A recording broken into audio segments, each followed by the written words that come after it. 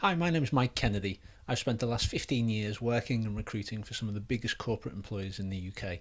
And in this short video, I'm going to give you 5 top tips for succeeding at a verbal reasoning test, which is one of the elements of an assessment day or an assessment centre that many candidates worry about beforehand and also struggle with on the day itself.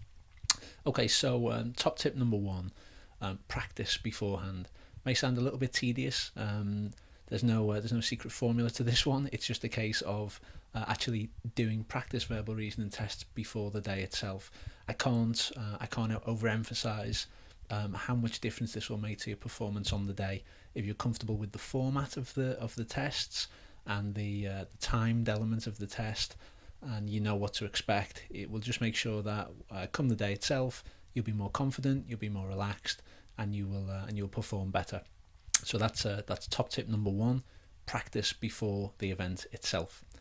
Okay, tip number 2: during your verbal reasoning test itself, you will be presented with a passage of writing to begin with. So first and foremost, you will be given a passage of writing, and then you'll be asked to answer statements on that passage of writing. And for each one of those statements, you'll have to say whether it's true or false, or you cannot say. Now, again, this is really important. Read that passage of writing and fully understand it before you come to answer the questions. Often the passage of writing that you have to read is it can be quite dense. It's deliberately boring, and it's quite hard. It's quite difficult to understand, and that's the whole point. Of course, that's the whole point of it, to measuring your ability to kind of decode a sentence. So read and reread it. Make sure you understand it before you move on and answer the questions. Because the activity is timed, lots of people will tend to they'll want to rush through it, and that is absolutely not the key to success in verbal reasoning tests. You need to understand that passage of writing before you answer the questions on it.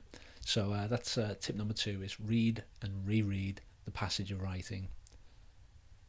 Okay, top tip number 3: if you get really stuck answering your statements, if there's one there that's really got you stumped, try reading the sentence backwards, because what you often find is there'll be lots of circular references in a verbal reasoning test. There'll be sentences where it's deliberately long and verbose, and it won't be until you reach the end that you actually figure out what the sentence is actually saying. So if you're trying to decode a sentence that's got lots of circular references, sometimes it can be easier if you start at the end and read the sentence backwards. So obviously that probably sounds a bit counterintuitive. To begin with, you will obviously just read it normally, but if you're struggling, that can sometimes help. Okay, tip number 4: stay calm.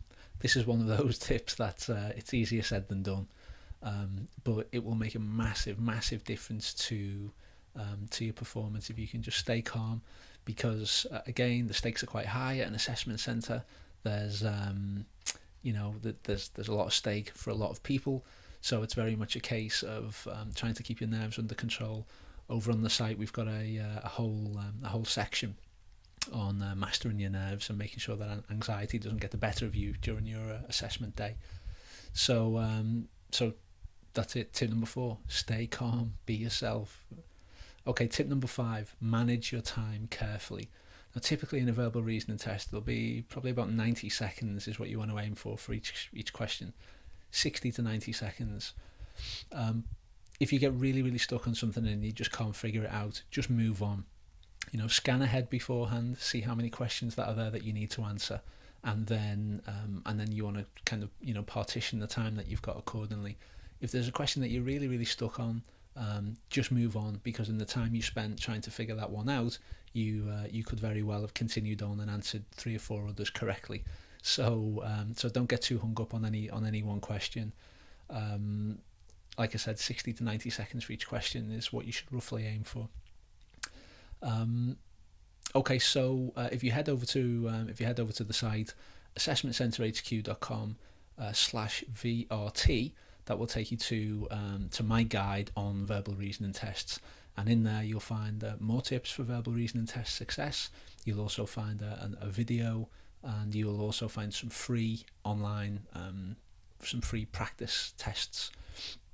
As I said, practicing before the day will make a huge difference to your chances of success.